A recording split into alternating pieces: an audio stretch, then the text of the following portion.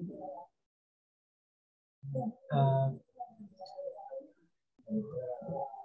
Hari ini kami masuk ke kelompok 6, Pak, untuk subtopik ke-6.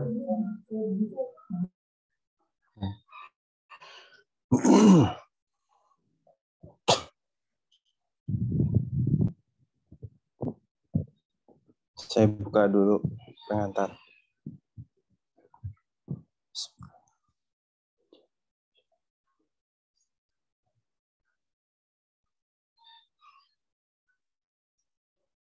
Assalamualaikum warahmatullahi wabarakatuh. Waalaikumsalam.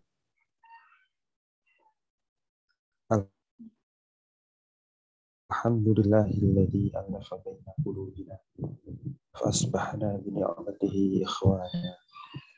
Asyhadu an la ilaha illallah wahdahu la syarikalah wa asyhadu anna sayyidana Muhammadan abduhu wa rasuluhu la nabiyya ba'da.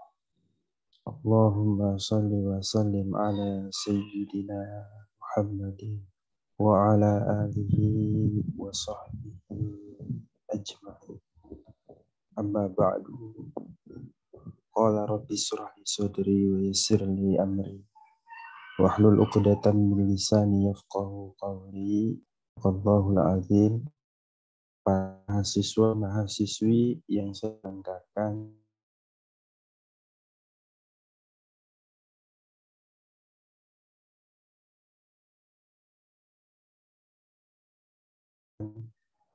mudah-mudahan semua puji syukur alhamdulillah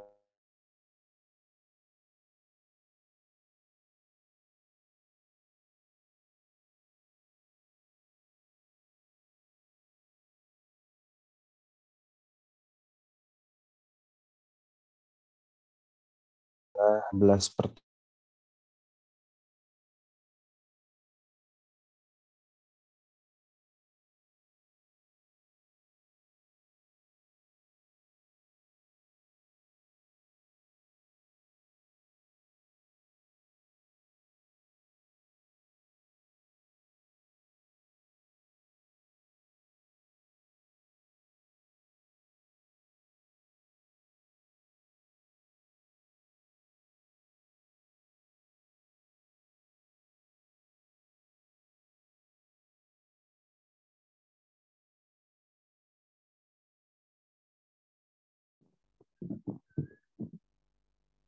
ini tadi terjeda ya?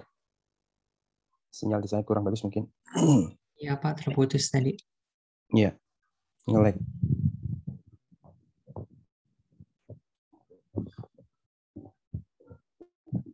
Jika dalam satu semester 16 pertemuan, di 16 pertemuan itu yang pertemuan ke-16 adalah UAS, maka pertengahannya itu adalah di 8 pertemuan. Nah, di pertemuan ke-8 secara terjadwal memang adalah jadwal untuk UTS. Berikut sudah saya kirimkan formasi UTS-nya ke WA group. Ya, mohon nanti kerjasama dari seluruhnya agar mengkondisikan untuk persiapan UTS kita. Untuk lebih berkahnya, mari kita menundukkan hati dan pikiran kita semua seraya berdoa kepada Allah Subhanahu wa Ta'ala. Kita mohon pertama agar senantiasa dibukakan pintu hati dan pikirannya agar memperoleh ilmu yang berkah dan bermanfaat. Yang kedua, kita mendoakan keluarga besar kita semua, orang tua, ayah dan ibu kita, mudah-mudahan senantiasa diberikan kesehatan lahir dan batin, dimudahkan, dilancarkan dalam mencari rezekinya untuk membiayai kalian semua kuliah. Dan doakan pada seluruh umat Islam bangsa Indonesia mudah-mudahan senantiasa diberikan kekuatan lahir dan batin ala hadiniyah wa likulli niyatin salihah wa ila hadratin Nabi Muhammadin sallallahu alaihi wasallam wa ala alihi wa azwajihi wa dzurriyyatihi wa ahli baitihi. Syai'ulillahi lahumul Fatihah.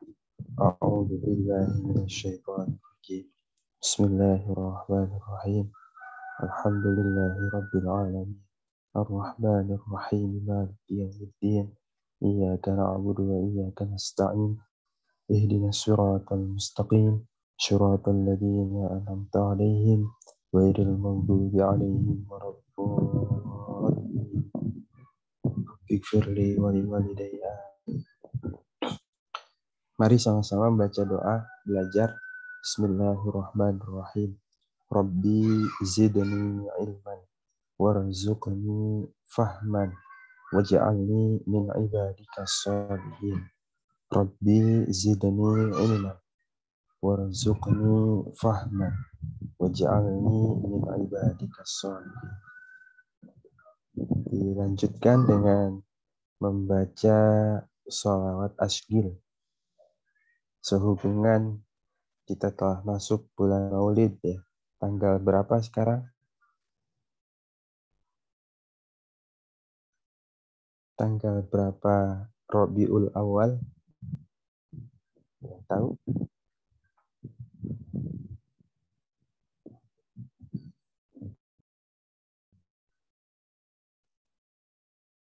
Ada yang tahu?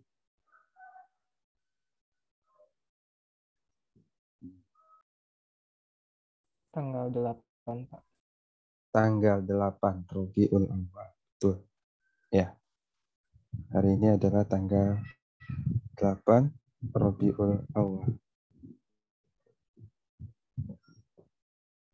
Kita boleh mengecek aplikasi-aplikasi, baik aplikasi yang agak lengkap itu menurut saya ada aplikasi Kesan.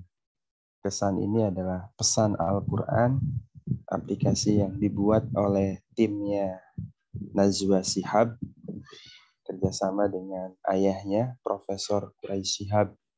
Ya, ada aplikasi Kesan teman-teman. Ya, ini saya tunjukkan ada aplikasi Kesan. Kalian tinggal download di Google Play Store. Aplikasi namanya KESAN, Kesan. Di situ ada Al-Quran tafsir, doa, zikir dan sholawat, jadwal sholat, kitab kuning, buku hikmah hadis. Kemudian ada Kompas ini penting juga kalau kita bepergian dan masuk satu ruangan, waktu sudah sholat, waktu sholat masuk, ya ada baiknya kita tinggal buka aplikasi. Kalau sekarang mudah sekali, dulu kita susah. Ini saya merekomendasikan, silahkan kalian download masing-masing karena penting ya. Kemudian ini di awal saya ingin semuanya on cam dulu.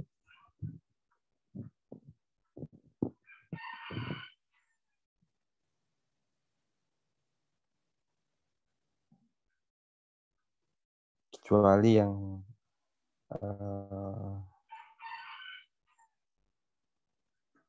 darurat. Kecuali darurat. Oke. Sambil saya absen ya.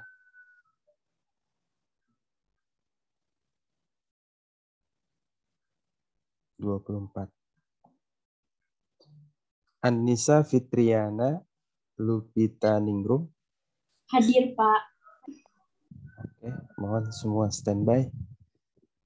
Aliyah Annisa Hakim. Hadir, Pak. Ya. Dustin Aiman. Hadir, Pak. Oke. Farah Uhti. Hadir, Pak. Iya. Sahila Dika Syarif. Hadir, Pak. Iya. Bintang Putra. Hadir, Pak. Ya. M. Kaulan Sadida. Hadir, Pak. Ya. Nida Alia Zulfa. Hadir, Pak.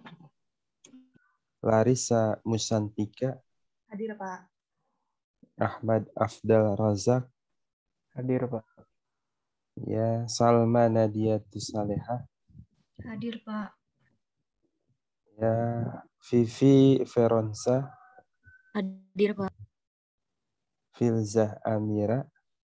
Hadir, Pak. Ya. Nikmah Maudiatus Salihah. Hadir, Pak. Kei Kasita. Hadir, Pak. Sasi Kirana. Hadir, Pak. Zalika Putri. Hadir, Pak. Sarah Haurani. Hadir, Pak. Rafa Zahira. Hadir, Pak. Zahrul Ramadan. Hadir, Pak. Ya. Hanifah Rizki. Hadir, Pak. Eva Fitri Handayani. Hadir, Pak. Wira Dwi Cahyani. Hadir, Pak. Fatimatu Zahra. Hadir, Pak. Baik, hadir semua ya. Alhamdulillah.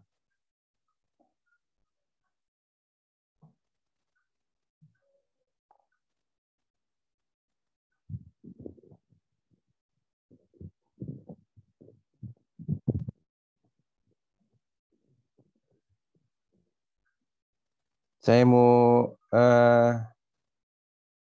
print screen yang enggak ada ini. Silakan on cam untuk laporan. Mau print screen.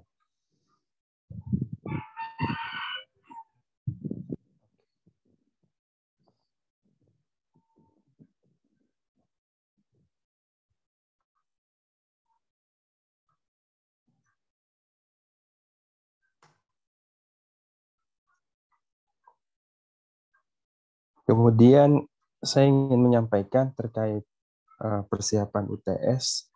Soal sudah saya serahkan ke koordinator agama pusat. Kemudian bila ada yang belum tersubmit tugas yang di emas maupun di classroom, mohon dicek kembali link-linknya atau ruangan-ruangannya dari tugas-tugas itu barangkali masih yang tersimpan gitu, belum terkirimkan. Ada yang seperti itu. Saya kemudian record kita di-upload ke YouTube. Selanjutnya untuk jadwal UTS silakan nanti cek di emasnya kapan pelaksanaan. Sifatnya kalau dari saya sendiri open book. Silahkan open book. Nanti dibuat kayak semacam ada feeder atasnya, feeder atas. Kemudian ada nama mata kuliah dan kelasnya. Baru jawab pertanyaan.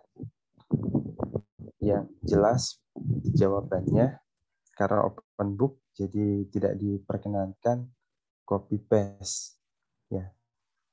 Silakan kalian latihan menulis.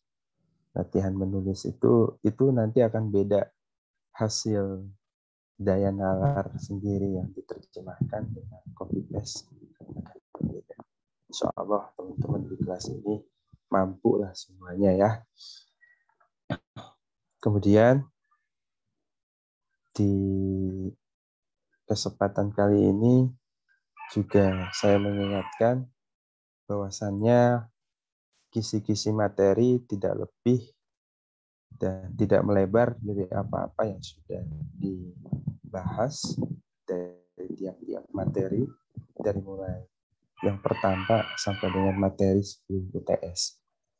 Saya banyak mengambil dari keseluruhan materi yang telah diajarkan. Gitu ya. Kemudian kata ini momentumnya Maulid, saya mengingatkan kepada kalian agar senantiasa membaca sholawat. Jadikan sholawat itu sebagai kebutuhan hidup. Makan, minum itu kebutuhan hidup kita. Sholawat pun kalian jadikan kebutuhan hidup. Karena kita harus senantiasa menjadi umatnya Kanjeng Nabi yang mencintai Nabi. Ya.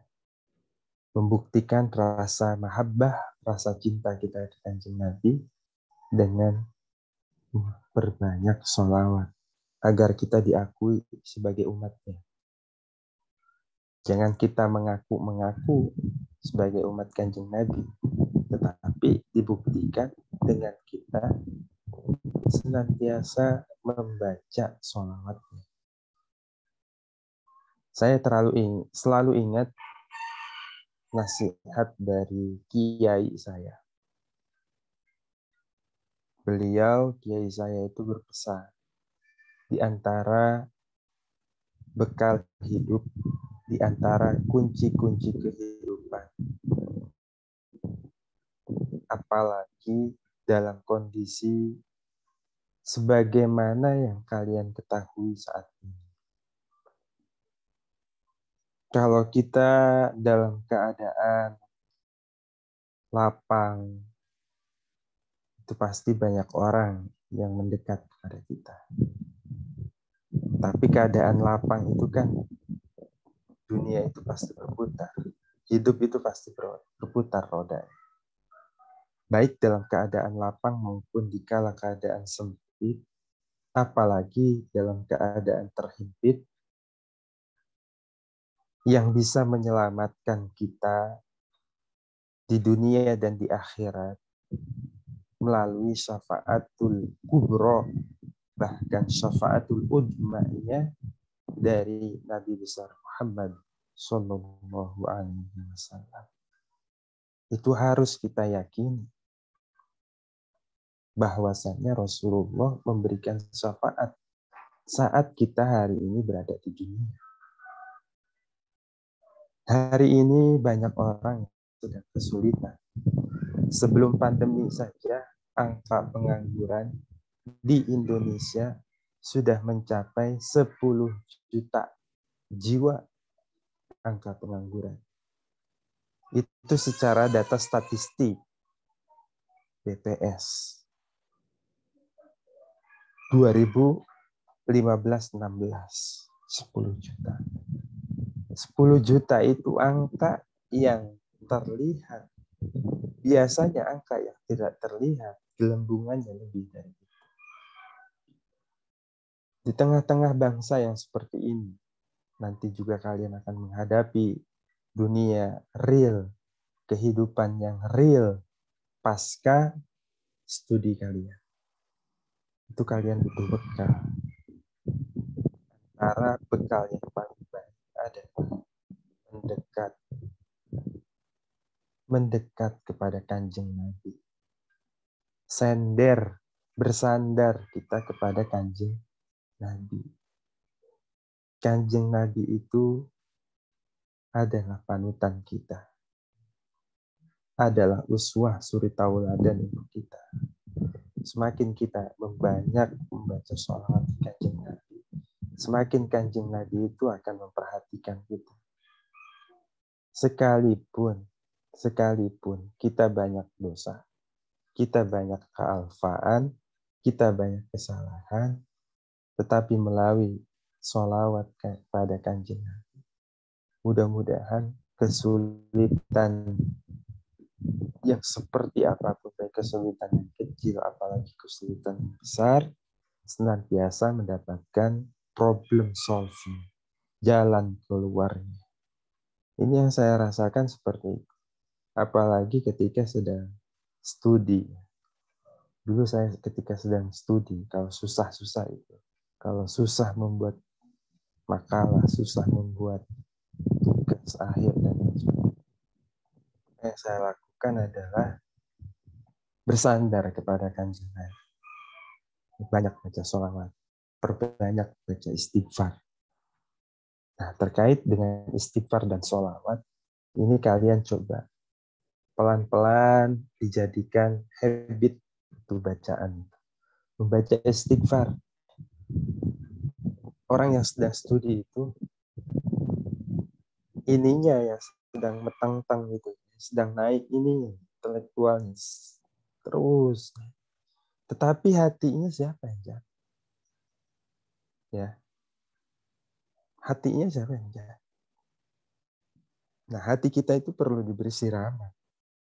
Diberi pupuk. Pupuknya sholawat, dzikir, termasuk istighfar. Silahkan kalian membaca istighfar sebanyak-banyak. Terutama sedang studi. Atau nanti sedang tugas akhir. Skripsi dan lain sebagainya. Sama nanti kalian tesis juga sama. Kalian nulis tesis, kalian nulis disertasi. Itu perbanyak membaca istighfar. Astagfirullahaladzim. Astagfirullahaladzim. Astagfirullahaladzim. Kalau di depan laptop pusing ya kalian. Di depan laptop udah pusing, kerjaan banyak, tugas banyak. Banyak istighfar. Nanti semesta mendukung dan akan mengirimkan energi positif. Ya. Jadi rekognisi kepada pikiran kita itu akan tenang, nggak tegang gitu, relax. Karena sebagian besar datangnya penyakit itu adalah dari pikiran, harus diakui. Ya, sebagian besar datangnya penyakit itu dari pikiran. Ada orang yang tiba-tiba stroke mendadak ya mungkin karena nggak kuat menahan beban hidup pikiran dan lain sebagainya dan lain sebagainya. Ya, kalian dari orang kesehatan, ya akademisi kesehatan pasti lebih tahu arah-arah yang seperti itu. Nah, itu pesan dari saya. Pegang betul-betul istighfar dan sholawat. Ya. Istighfar dan sholawat pegang betul-betul. Astagfirullahaladzim. Astagfirullahaladzim. Bahkan Nabi kita pun dalam sehari semalam tidak pernah lepas membaca sholawat dari 100 kali. Ya. Itu Nabi kita yang maksum, yang terhindar terjaga dari dosa. 100 kali minimal. Apalagi kita. Keluar rumah saja itu udah niatnya udah macam-macam dan lain sebagainya. Oleh karenanya, agar lebih memfokuskan daya kita untuk berzikir, beristighfar yang 100 sesuai sunnahnya Nabi, kita ya perlulah berteman dengan tasbih. Tasbih. Ya. Boleh pakai tangan. Subhanallah, subhanallah, subhanallah, subhanallah. Istighfar boleh pakai tangan. Astagfirullahaladzim. Astagfirullahaladzim. Tapi dengan tasbih itu nanti akan lebih enak. Akan jauh lebih ada direction-nya. Ya, menurut saya sih seperti itu. Karena kiai saya dulu bilang, kalau tasbih itu ketika diputar, itu nanti nyampe katanya ke urat-urat saraf ini tuh ada transfer energinya. Kalian teliti lah nanti, ya orang kesehatan. Ketika tasbih itu diputar, ada energi apa itu? Secara kesehatan membuktikan, boleh lah. Ya, tapi yang jelas ada directed di situ. Ya, ini penting. sangat penting. Ya, saya membekali hati kita juga butuh dengan siraman, betuh hati kita juga dengan rekognisi kadar-kadar tasawuf. Nanti kesempatan ini ada subtema yang mengenai tasawuf mungkin. Ya, demikian pengantar dari saya. Mudah-mudahan ada manfaat. Silakan pada tugas pemateri untuk melanjutkan. Oke, baik. Terima kasih Pak atas kesempatannya. Mungkin saya bisa share screen terlebih dahulu ya.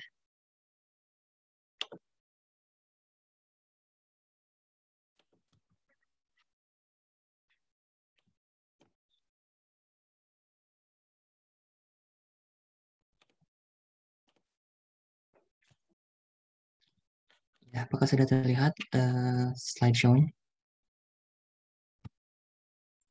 Sudah terlihat. Oke, baik. Mungkin Sarah langsung dimulai saja. Oke. Bismillahirrahmanirrahim. Assalamualaikum warahmatullahi wabarakatuh. Selamat siang Pak Subur dan teman-teman MPK Agama Islam C. Pada kesempatan kali ini kami dari kelompok 6 akan mempresentasikan tentang topik 6, yaitu tentang sejarah pemikiran Islam yang ditinjau dari berbagai perspektif. Nah, ini adalah subtopik yang akan dibahas pada topik kali ini. Yang pertama itu adalah sejarah pemikiran Islam yang ditinjau dari bidang fikih dan usul fikih, kemudian ada di bidang tasawuf, dan yang terakhir ada di bidang kalam filsafat. Nah, sebelum kita meninjau dari ketiga bidang tersebut, ada baiknya kita melihat dari pendahuluannya terlebih dahulu. Jadi, pemikiran Islam ini diawali dari dua rujukan utama umat Islam yang telah kita ketahui, tidak lain adalah Al-Quran dan hadis yang berisi wahyu-wahyu Allah yang diterima oleh para baginda Nabi dan Rasul. Next. Nah, kedua bidang ini, Al-Quran dan hadis, jika Al-Quran itu dia merupakan buku induk, maka hadis itu merupakan jabaran dari yang induk. Karena yang sudah kita ketahui, kalau misalnya di Al-Quran itu kan terdapat firman Allah yang menjadi pedoman hidup kita. Misalnya di dalam Al-Quran itu dituliskan kewajiban untuk sholat, untuk membayar zakat, dan lain sebagainya. Tetapi kan di dalam Al-Quran itu kan tidak disebutkan bagaimana tata cara sholat itu sendiri secara rincinya. Jadi, maka dari itulah ada hadis yang membahas tentang tata cara sholat secara rinci dan lain sebagainya. Sebelumnya, apakah suara saya masih terdengar? Masih, Sarah. Oke. Sekiranya Al-Quran berbicara pokok ajaran Islam secara global, hadis menafsirkan secara rinci menyangkut penjelasan teknis terkait yang tadi yang dibahas oleh Al-Quran, seperti pelaksanaan sholat, petunjuk berpuasa, tata cara haji, dan lain sebagainya. Namun, dalam diskursus keilmuan Islam, dua-duanya adalah sumber pokok atau al-mashhadir al-asasiyah. Next.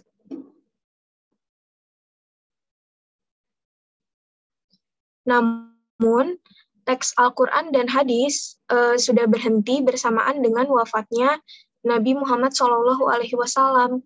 Sedangkan masalah yang dihadapi umat Islam akan terus berlanjut, bertambah, dan makin kompleks, tidak akan berhenti.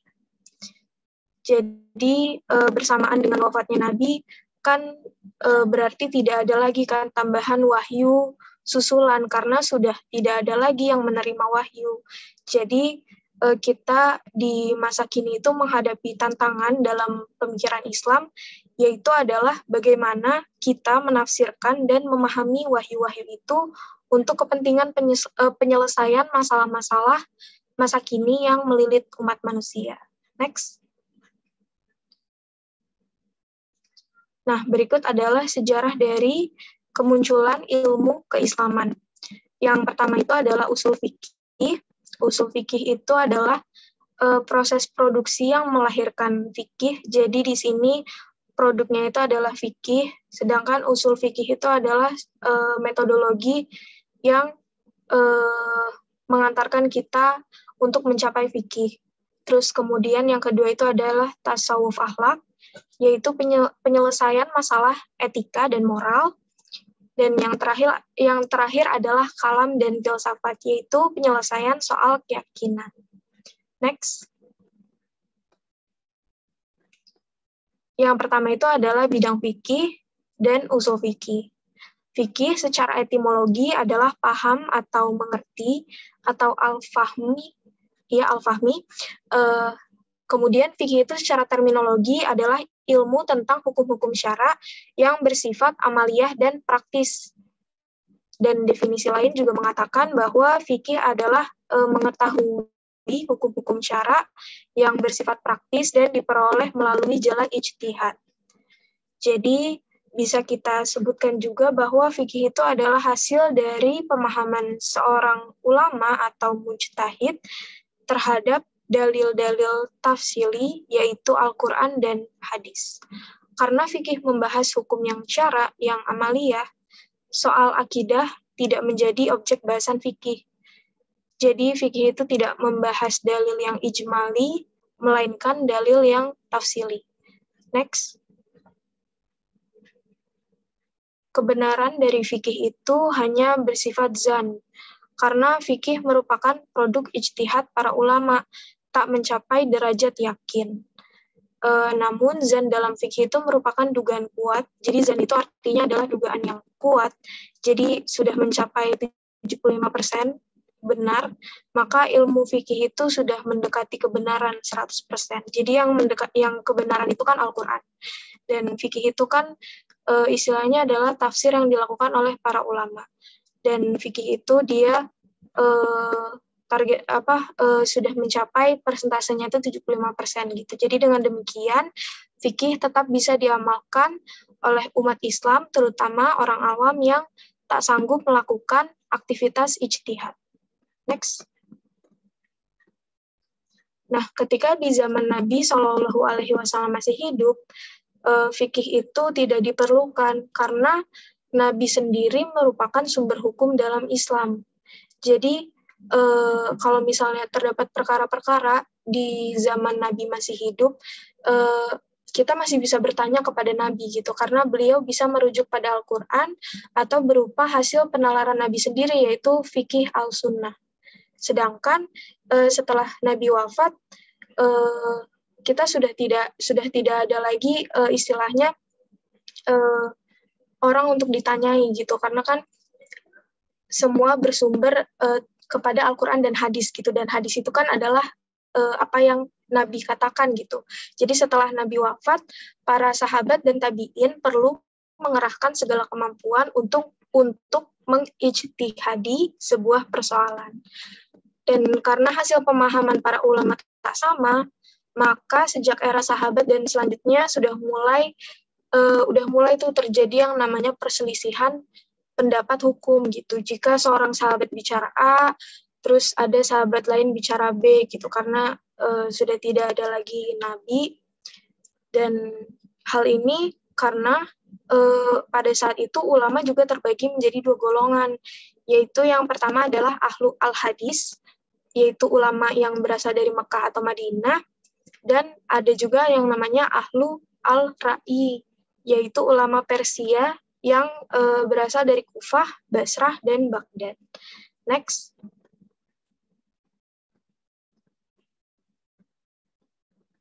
Nah, karena tadi terbagi menjadi dua, istilahnya terbagi menjadi dua, ada dua ulama gitu ya, ada yang tadi al-hadis, terus ada yang al-ra'i, kemudian dihasilkanlah ada yang namanya 4 mazhab fikih.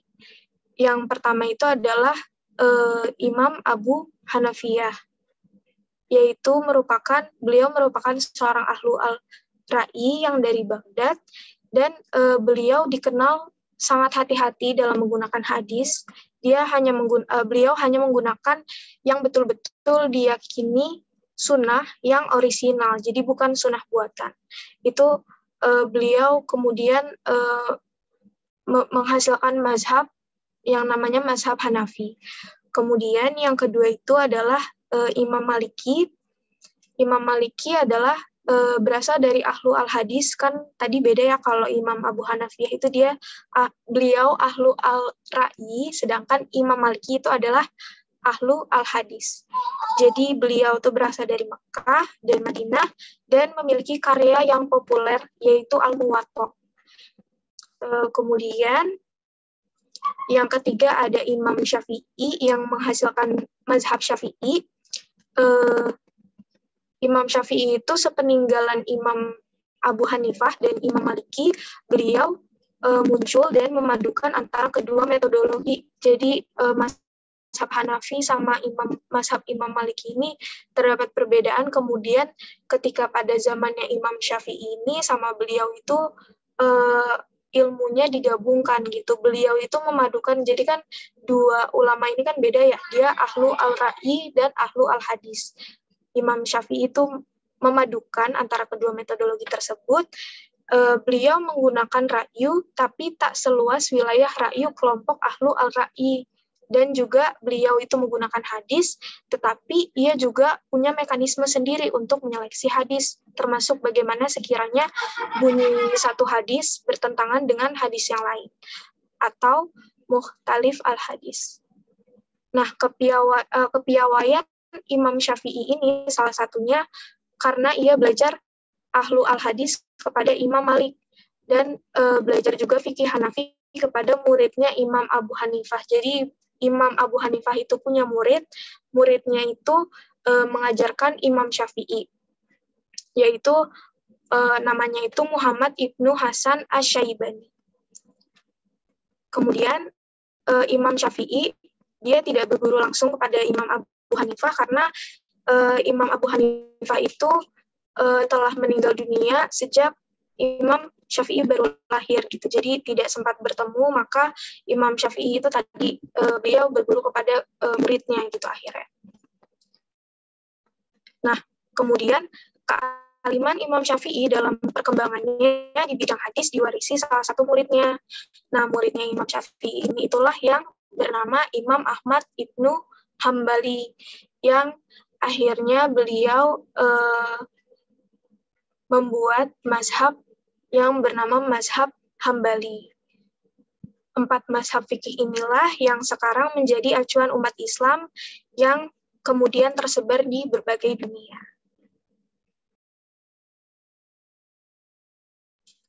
Selanjutnya mungkin bisa dilanjutkan oleh Bintang.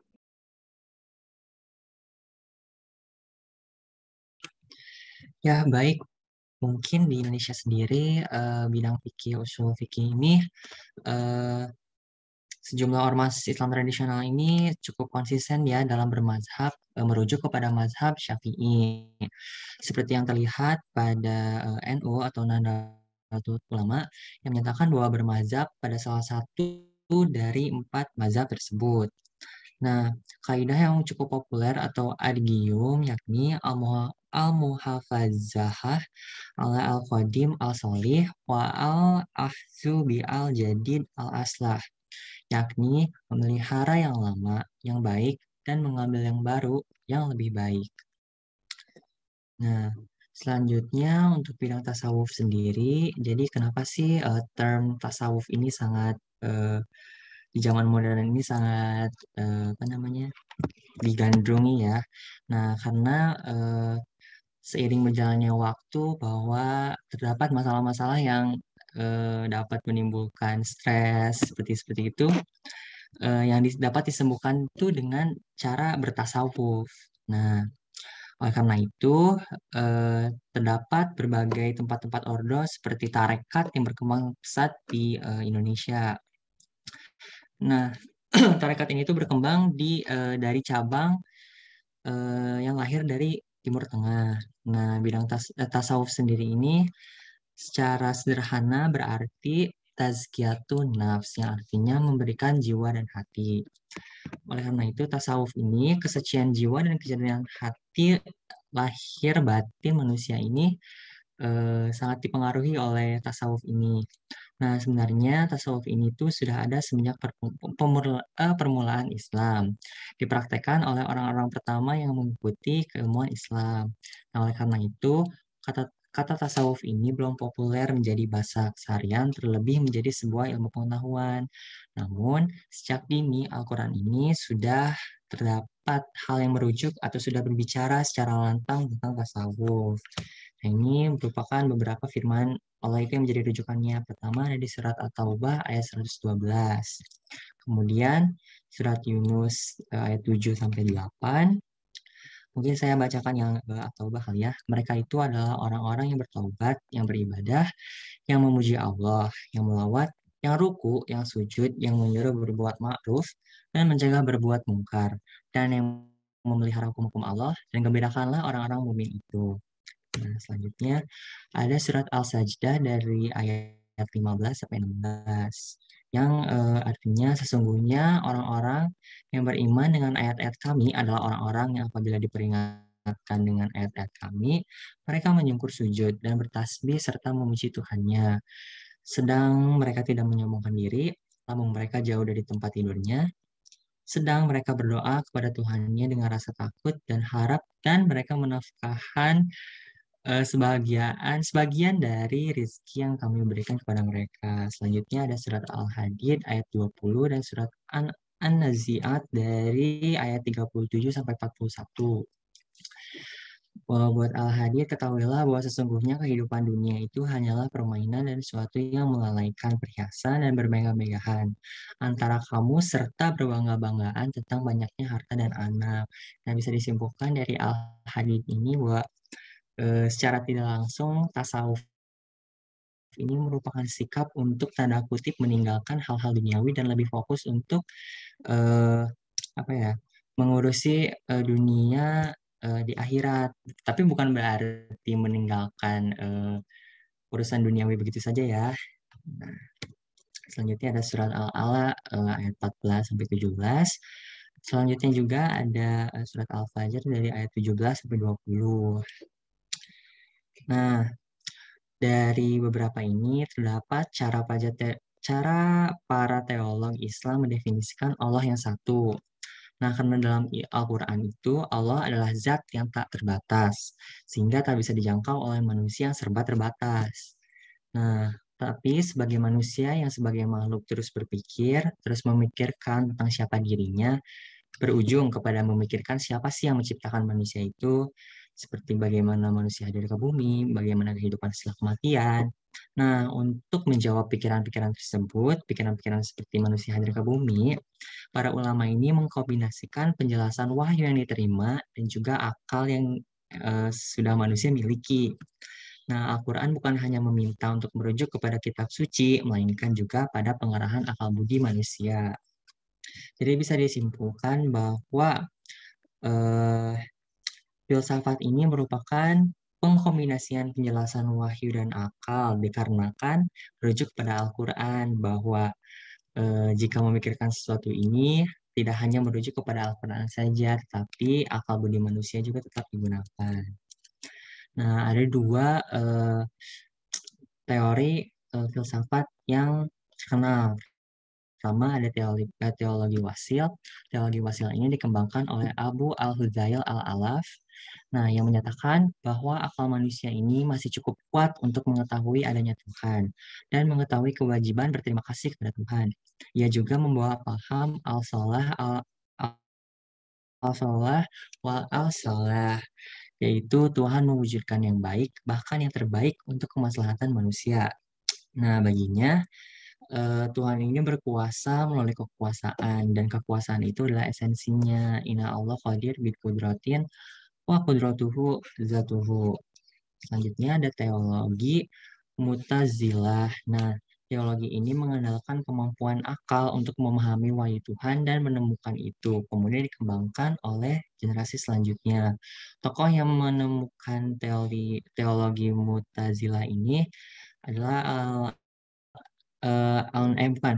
Maksudnya ini tuh merupakan beberapa tokoh yang mengandungi teologi Mu'tazilah. Pertama ada Al-Nazm, Al-Jahiz, Al-Jubai, Abu Hashim. Nah, tokoh-tokoh yang disebutkan tadi ini membawa pemikiran rasional dalam pembahasan teologi mereka, sehingga menimbulkan resistensi dari tubuh umat Islam. Nah, salah satu yang tokoh memberontak teologi Mu'tazilah ini adalah Abu Al-Hasan Al-Asy'ari yang kelak dikenal sebagai pendiri Ahlus Sunnah wal Jamaah. Nah, jadi disimpulkan dari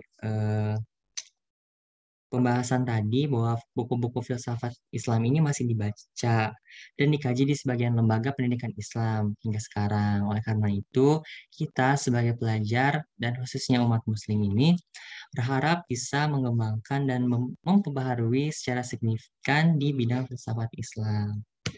Nah, terima kasih. Mungkin sekian presentasi dari kelompok kami. Mungkin dibuka sesi pertanyaan ya, Pak. Boleh, silahkan yang ingin bertanya.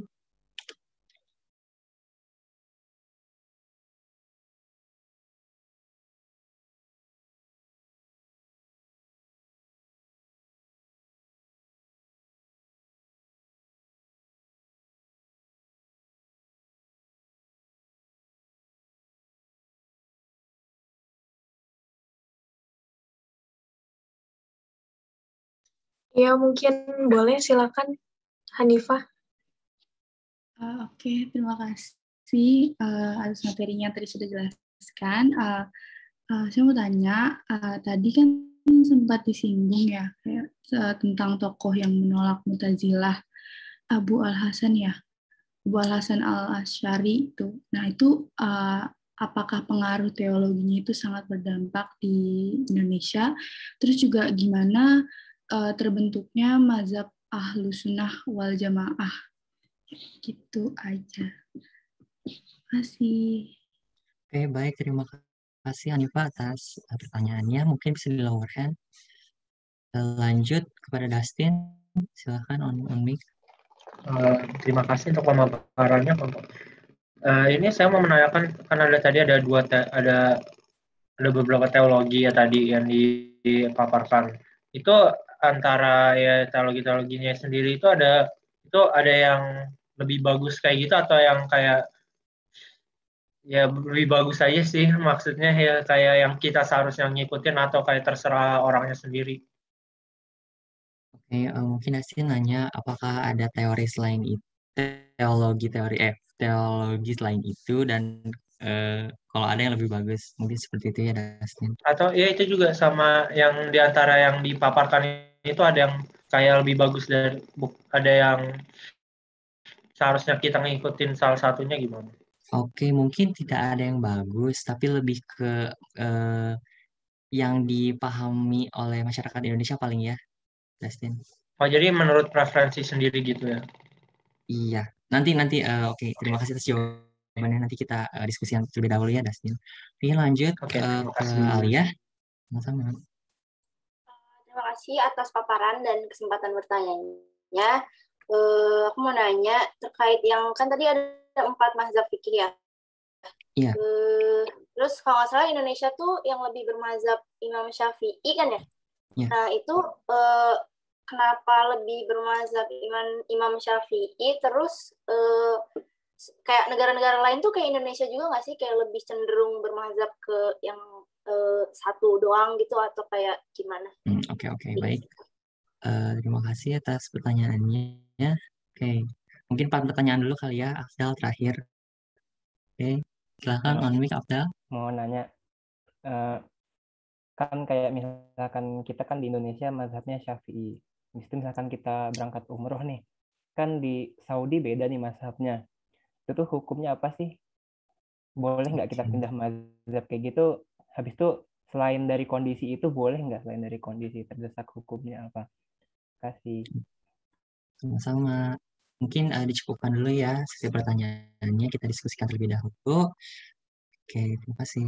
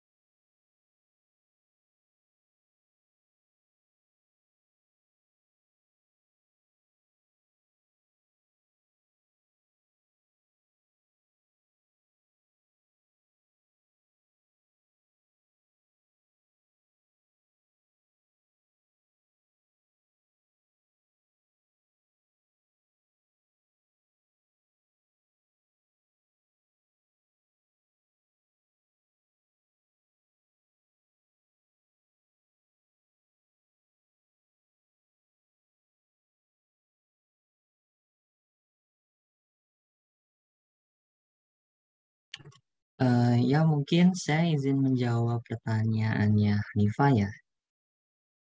Mungkin di bagian pendiriannya terlebih dahulu ya. Nah, jadi dalam penilaian seseorang yang bernama Said Akil Siroj, Al-Imam Abu Al-Hasan Al-Asy'ari ini sebenarnya bukan pendiri mazhab Ahlus Sunnah wal Jamaah, namun ia hanya kayak memodifikasi berbagai mazhab sebelumnya yang bersumber dari Nabi Muhammad SAW. Jadi bisa dibilang bahwa Al-Asy'ari ini melanjutkan pemikiran para ulama sebelumnya, seperti Imam Abu Hanifah, Imam Malik Ibnu Anas, sama Imam Syafi'i, sama Ibnu Qulab, Ahmad bin Hanbal, sama Haris Ibnu Asad Al-Muhasibi. Ya, seperti itu. Terus,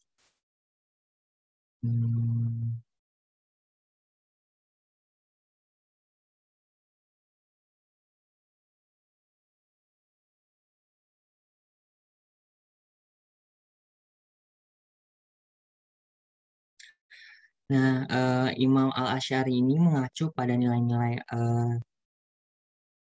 tawasud, tawazun, tasamuh, sama i'tidal. Nah, jadi yang merupakan poin-poin utama yang menjadi acuan para ulama sebelumnya nih. Nah, apa yang dilakukan sama Al-Imam Abu Al-Hasan Al-Asy'ari ini dilanjutkan oleh tokoh-tokoh setelahnya. Jadi teologi Asy'ariyah ini terus menguat dan menyebar bahkan hingga ke Nusantara. Dan terus si teologi ini tuh sekarang sering dikaji dan dibaca terutama di pesantren-pesantren dan perguruan tinggi Islam Indonesia. Seperti itu, Hani. Baik, terima kasih jawabannya, Bintang. Sama-sama, Hani. Boleh, mungkin Sarah mau lanjut jawab pertanyaannya. Oke, aku mau coba jawab pertanyaannya yang dari Aliyah. Itu kalau nggak salah pertanyaannya itu kenapa Indonesia lebih memilih mazhab Syafi'i ya dibanding mazhab-mazhab lainnya gitu. Padahal kan ada 4 mazhab gitu kan. Terus apakah di negara lain itu juga mazhabnya sama atau ada yang beda gitu ya pertanyaannya. Nah, ya, mungkin sebelumnya aku mau ngejelasin mazhab Syafi'i dulu terlebih dalam lagi. Jadi kan mazhab Syafi'i itu kan salah satu mazhab dari 4 mazhab imam lainnya. Nah, mazhab ini tuh berpengaruh di Indonesianya tuh dia berpengaruh besarnya tuh di mana? Kalau berdasarkan jurnal yang aku baca, itu mazhab ini itu lebih maju perkembangannya tuh di bidang hukum gitu di Indonesia. Jadi mazhab ini udah lumayan lama berkembang dan mengakar pada mayoritas muslim di Indonesia gitu. Terus mazhab Syafi'i ini adalah mazhab yang sangat diterapkan, sangat tepat diterapkan kepada penduduk Nusantara karena tadi kenapa pertanyaannya kan? Nah itu karena mazhab ini itu bagi penduduk Nusantara dia tidak memandang mazhab imam yang lain itu salah. Jadi si mazhab Imam Syafi'i ini tidak menghakimi mazhab yang lain gitu. Jadi nggak mengklaim secara sepihak gitu. Jadi keunggulan mazhab Syafi'i ini dari segi pengambilan hukumnya dia itu seimbang kan, karena tadi kan mazhab Syafi'i itu yang menggabungkan antara dua ulama itu ya, 2 ulama yang dari Madinah dan Mekah dan 2 ulama yang dari Baghdad gitu. Nah, di antara 2 itu sama Imam Syafi'i kan digabung begitu ya. Jadi kayak sebenarnya tuh balik lagi ke waktu kita awal-awal banget belajar pelajaran agama ini kan pernah disinggung tentang teori moderat gitu ya, yang menggabungkan antara 2 kubu yang kubu yang sangat ekstrim sama kubu yang sangat longgar gitu. Itu kayak lebih digabungkan gitu. Jadi ada di mazhab Syafi'i ini tuh ada gitu. Nah, kemudian alasan lain kenapa Indonesia dia memakai mazhab Syafi'i itu juga karena sebelum Islam masuk di Nusantara banyak orang Arab yang bermazhab Syafi'i itu dia singgah dan menyebarkan agama Islam ke Nusantara. Jadi karena memang sudah dari awal sejarahnya itu yang masuk ke Indonesia itu lebih banyak yang menggunakan mazhab Syafi'i, sehingga yang paling banyak menyebar itu mazhab Syafi'i. Dan kalau menurut yang aku baca, apakah negara-negara lain itu dia menggunakan mazhab Syafi'i juga atau enggak, itu setahu aku macam-macam, tapi negara-negara kayak negara Malaysia, Brunei Darussalam itu juga mengikuti mazhab Syafi'i juga gitu. Tapi kalau misalnya di Afghanistan sama Pakistan itu dia ngikutinnya mazhab Hanafi gitu. Terus kalau misalnya negara-negara kayak di Afrika Utara kayak Tunisia, Aljazair dan Maroko itu dia mazhabnya Maliki. Jadi persebarannya itu lumayan luas gitu. Apakah sudah terjawab? Iya, terjawab. Berarti kelihatan juga dari persebarannya. Maksudnya tadi yang mazhab Syafi'i kan juga yang dekat-dekat Indonesia gitu ya? Iya. Oke, paham. Terima kasih atas jawabannya. Oke, makasih juga.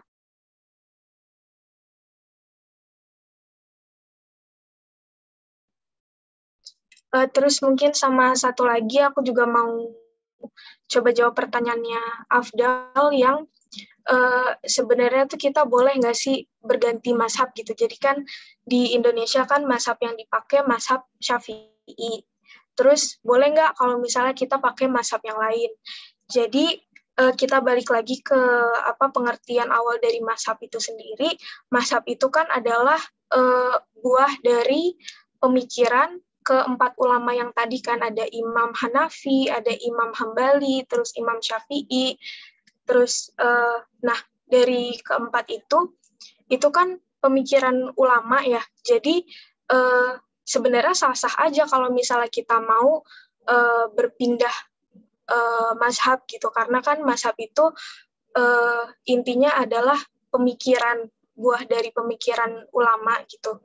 Dan pemikiran ulama itu kan memang beda-beda gitu, nggak kayak pemikirannya Nabi Muhammad. Itu kan kita pasti kalau misalnya masih ada Nabi Muhammad ya kita pasti patokan kita ya di Nabi Muhammad gitu. Sedangkan ini kan pemikiran ulama gitu. Mazhab itu kan sejatinya merupakan pendalaman dari ulama gitu. Tadi kayak ushul fikihnya gitu. Dan persentase kebenarannya juga cuma 75%. Jadi sebenarnya balik lagi ke diri kita masing-masing gitu. Jadi bukan berarti saling menyalahkan, tetapi di antara keempat mazhab itu mana yang menurut kita benar, itu nggak apa-apa untuk diikuti gitu sih kalau menurut saya. Gimana, apakah terjawab? Saya menambahkan. Baik, Pak. Lengkapi saja. Terkait tentang pandangan, boleh tidak kita bergonta-ganti mazhab. Misalkan sholat kita bermadhab Syafi'i. Nanti zakat kita bermadhab Maliki. Haji kita bermadhab Hanafi. Dan seterusnya. Kita ngambil yang enak-enak saja. Sama kalau Imam Syafi'i, madhab Syafi'i, batalnya wudhu itu bertemunya diantaranya kulit lelaki dan perempuan. Madhab yang lain, bertemunya kulit laki-laki dan perempuan itu tidak batal. Nah, kalau umpama kita ngambil yang enak-enaknya saja, yang mudah-mudahnya saja, itu para ulama bersepakat menyebutnya dalam pemahaman yang lebih tinggi ya, itu tala'ub. Tala'ub. Tala'ub itu mempermainkan madhab. Jadi madhab itu lebih dalam lagi adalah pola pikir dan bisa menjadi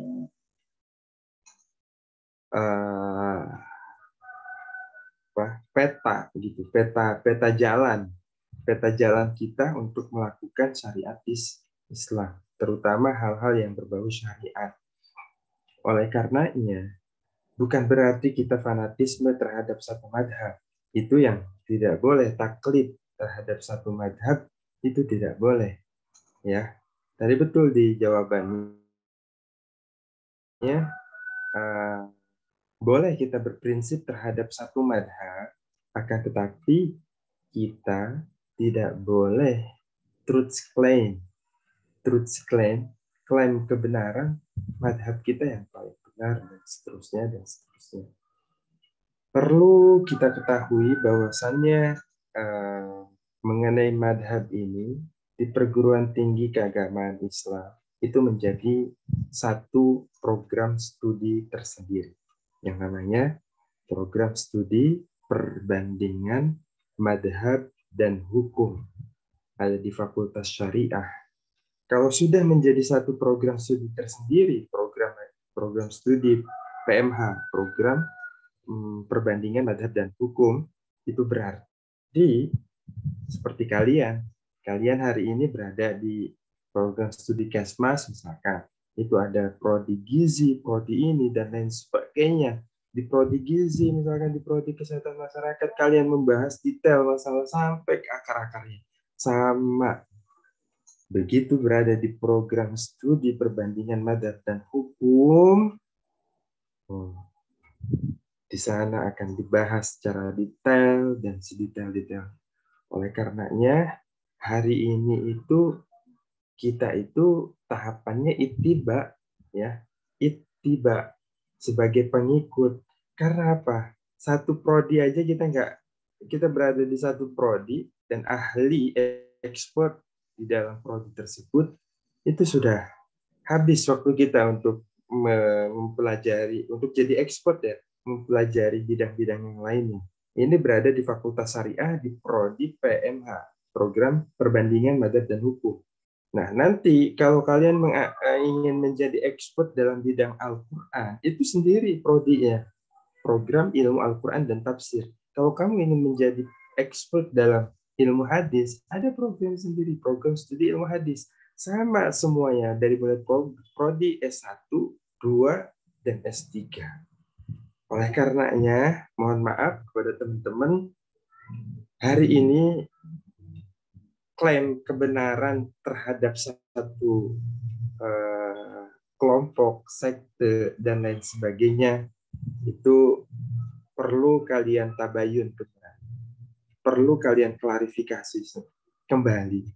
Ini yang harus dipahami oleh teman-teman sekalian, bahwasannya agama Islam yang universalitas ini semuanya memiliki rumpun-rumpun keilmuannya tersendiri. Semuanya berdiri tegak sendiri. Karena Al-Quran dan hadis itu adalah induk. Ya, itu adalah induk. Interpretasinya dijabarkan oleh para ulama. Kemarin kita telah membahas bagaimana perkembangan perkembangan Islam, peradaban Islam dari mulai masa Nabi terus sampai dengan perkembangan kerajaan dinasti kekhalifahan. Ada Umayyah, Abbasiyah, bahkan sampai Turki Utsmani, sampai Islam masuk di Nusantara. Nah, hari ini diprodi-prodikan semuanya. Oleh karenanya, ini harus dipahami oleh kalian semua. Khawatir suatu saat kalian menemukan salah satu narasi, salah satu pandangan-pandangan yang serta-merta langsung truth claim atau menyalah-nyalahkan, hati-hati. Dasarnya kita itu adalah based on teori, based on keilmuan, bukan based on asbun, asal bunyi, asal-asalan, enggak gitu. Saya kira calon akademisi itu tadi akan melihat jurnal-jurnal, akan melihat catatan-catatan para sarjanawan, terutama Muslim scholar, sarjanawan Muslim, jika itu terkait dengan khazanah keagamaan, khususnya khazanah keislaman. Prinsip dalam bermadhab baiknya satu, teman-teman. Kalau kalian baca ya polarisasi madhab itu satu. Saya ini memang ya betul ya, karena di Muslim Indonesia itu adalah madhabnya Syafi'i, karena yang dibawa oleh para syekh, para ulama terdahulu melihat kemajemukan, melihat pluralitas yang ada di Indonesia, tidak mungkin menggunakan ekstrim yang terlalu kanan maupun ekstrim yang terlalu kiri. Kalau mau berdakwah di tengah-tengah masyarakat Hindu-Buddha seperti itu, berat sekali, akan mental, bakal diusir itu para ulama. Tapi menggunakan Muslim moderat, pendekatan pertengahan, alhamdulillah Indonesia menjadi Muslim majority in the world. Muslim Indonesia itu terbesar di dunia, teman-teman. Karena Muslim terbesar yang ada di dunia itu Indonesia, makanya ini menjadi celah Indonesia, Muslim Indonesia itu ditembak, bahasa petik saya, ditembak oleh berbagai kepentingan, kelompok, dan lain sebagainya.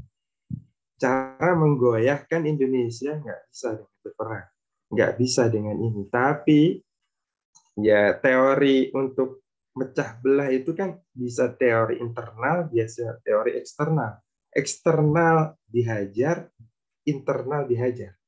Internalnya karena tahu nih orang-orang itu yang di luar, outsider Muslim di luar Islam, orang-orang yang menyebut Islam di luar Islam, karena tahu di dalam Islam itu ada madhab. Karena usia kita dengan Nabi itu berapa? 15 abad. 15 abad itu susah kita benar. Itu disampaikan. Gak mungkin kita sholat tiba-tiba serta-merta mau kayak Nabi. Gimana Nabi sholat? Ya, dan lain sebagainya. Ini rentangnya gitu terlalu jauh, maka tidak ittiba kepada ulama. Yakin saja, gandol sandaran kita kepada para ulama yang memiliki kapasitas. Ya, demikian tambahannya. Terima kasih. Terima kasih banyak Pak atas tambahannya.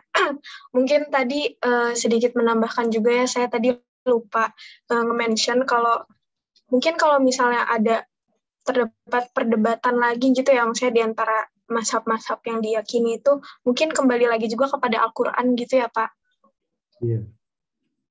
Kembali kepada Al-Quran, Sunnah, dan kesepakatan para ulama. Al-Quran, Sunnah, kesepakatan para ulama yang disebut dengan ijma ulama. Ini teman-teman sekalian, hari ini apakah kita mampu untuk menginterpretasikan teks-teks Quran dan hadis secara nalar ro'yu kita? Berat. Kita itu fasenya fase ittiba, pengikut. Ya. Jadi jangan hanya kembali ke Quran dan hadis, akan tetapi qaul ulama itu dikesampingkan. Tidak bisa. Kita tahu sholat, tahu tata cara wudhu, itu apakah langsung dari Quran? Quran itu apa dalil wudhu di dalam Al-Quran apa? Faghsilu wujuhakum, ya, wamsahu biru'usikum, dan seterusnya. Dalil Al-Quran menyebutkan kalau untuk, makanya di dalam wudhu itu kan ada rukun, ada sunnah. Ada rukun wudhu, sunnah wudhu. Rukun sholat, sunnah sholat, dan seterusnya. Itu yang menjabarkan seperti itu siapa? Ulama. Ya, yang menjabarkan seperti itu. Kita berwudhu, mana yang menjadi rukun wudhu? Satu, muka. Satu, niat. Dua, muka, membasuh muka, tangan, dan telapak kaki. Ya. Terus rambut, menghirup air ke hidung, kumur-kumur, telinga, dan seterusnya, itu sunnah. Kita tahu itu dari mana?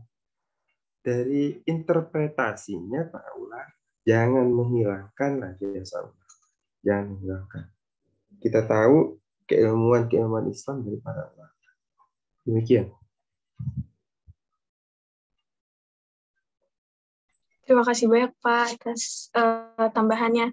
Gimana Afdal, apakah sudah terjawab? Udah. Makasih banyak Pak Ustadz dan Sarah juga Bintang. Terima kasih. Terima kasih.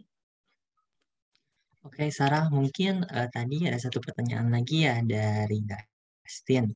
Apakah aliran teologi selain dua yang udah disebutkan tadi, yang dijelaskan tadi, jadi jawabannya pada saat setelah turunnya Utsman bin Affan, terdapat munculnya golongan teologi. Pertama ini ada aliran Khawarij. Nah, jadi aliran ini tuh di tokoh-tokohnya tuh Uwah bin Udayyah. Jadi ini tuh merupakan aliran yang zaman dulu ya, yang jadul. Nah, jadi aliran ini berpikiran bahwa eh, keutuhan mutlak antara unsur-unsur iman yang terdiri dari pembenaran dalam hati dengan realisasinya dalam perbuatan konkret ini sangat mutlak. Jadi kalau dicontohkan misalnya, jika suatu posisi orang beriman telah melakukan dosa besar nih, nah jadi perbuatan dosa itu dapat diterapkan hukum kafir dan dapat dibunuh. Seperti itu untuk aliran Khawarij. Nah, untuk selanjutnya aliran Murji'ah, tokohnya Al-Hasan bin Ali bin Thalib, Abu Hanifah, Abu Yusuf, dan beberapa ahli hadisnya berpendapat bahwa iman ini merupakan pengakuan dan pengetahuan tentang Tuhan, Rasul-Rasulnya, dan tentang semua apa yang dari Tuhan dalam keseluruhan dan tidak dalam rincian. Jadi iman ini tidak memiliki sifat bertambah atau berkurang dan tidak ada perbedaan antara manusia dalam hal iman. Jadi misalnya dicontohkan dalam suatu kasus, misalnya suatu kelompok orang Islam berdosa besar. Nah, ini tuh masih dihitung tetap beriman. Nah, mungkin bisa berbandingkan dikit ya dengan tadi aliran Mu'tazilah. Jadi kalau aliran ini berpikirkan bahwa pertama, iman itu merupakan pengakuan bahwa masing-masing lapisan realitas memiliki logika berpikir sesuai dengan kodratnya sendiri. Yang kedua, terdapat pengakuan bahwa kebenaran dari lapisan lain dapat diterima melalui keyakinan atas dasar otoritas aturan berpikir. Yang ketiga, pengakuan bahwa lapisan realitas tersebut merupakan kesatuan dasar Tuhan yang diterima dari dalam Islam. Jadi, aliran Mu'tazilah ini menetapkan bahwa tidak menetapkan bahwa hukum kafir ini merupakan pelaku dosa besar. Mungkin seperti itu. Nah, untuk case baik atau tidaknya, mungkin disesuaikan dengan kebutuhan dan apa namanya, kebutuhan zaman ya. Ini kan dicetuskan dari zaman dahulu ketika terjadinya perang saudara dan berakibatkan terbunuhnya Utsman bin Affan. Nah, mungkin berbeda dengan zaman sekarang seperti itu.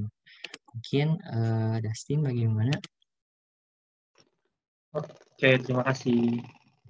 Oke, sama-sama. Saya ingin melengkapi terkait tadi yang disebutkan oleh Saudara Bintang, itu adalah di dalam perguruan tinggi keagamaan Islam itu ada prodi yang membahas prodinya program studi ilmu kalam dan filsafat Islam.